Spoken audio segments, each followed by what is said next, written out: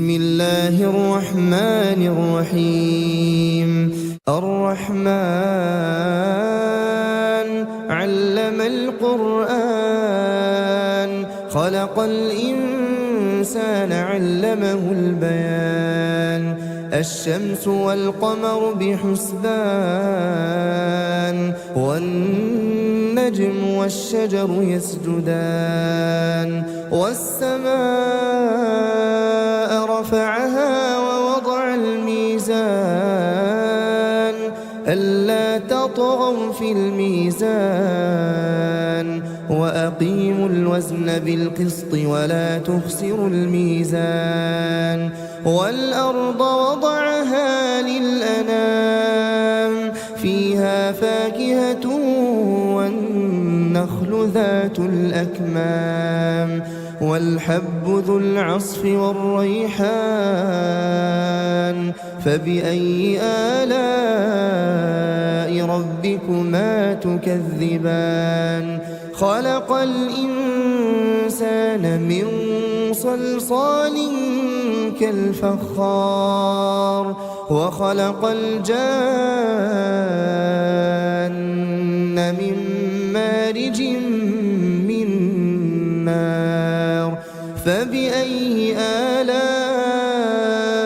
ربكما تكذبان رب المشرقين ورب المغربين فبأي آلاء ربكما تكذبان مرج البحرين يلتقيان بينهما برزخ لا يبغيان فبأي آلاء ربكما تكذبان يخرج منهما اللؤلؤ والمرجان فبأي آلاء ربكما تكذبان وله الجوار المنشآت في البحر كالأعلام فبأي آلاء ربكما تكذبان كل من عليها فان ويبقى وجه ربك ذو الجلال والإكرام فبأي آلاء ربكما تكذبان يسأله من في السماوات والأرض كل يوم هو في شأن فبأي آلاء ربكما تكذبان سنفرغ لكم أيها الثقلان فبأي آلاء ربكما تكذبان يا معشر الجن والإنس إن استطعتم أن تنفذوا من أقطار السماوات والأرض فانفذوا لا تنفذون إلا بسلطان فبأي آلاء ربكما تكذبان يرسل عليكما شواظ من نار ونحاس فلا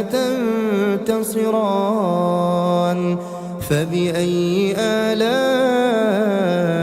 ربكما تكذبان فإذا انشقت السماء فكانت وردة كالدهان فبأي آلاء ربكما تكذبان فيومئذ لا يسأل عن ذنبه إنس ولا جان فبأي آلاء ربكما تكذبان يعرف المجرمون بسيماهم فيؤخذ بالنواصي والأقدام فبأي آلاء ربكما تكذبان هذه جهنم التي يكذب بها المجرمون يطوفون بينها وبين حميم آن فبأي آلاء ربكما تكذبان ولمن خاف مقام ربه جنتان فبأي آلاء ربكما تكذبان ذواتا أفنان فبأي آلاء ربكما تكذبان فيهما عينان تجريان فبأي آلاء ربكما تكذبان فيهما من كل فاكهة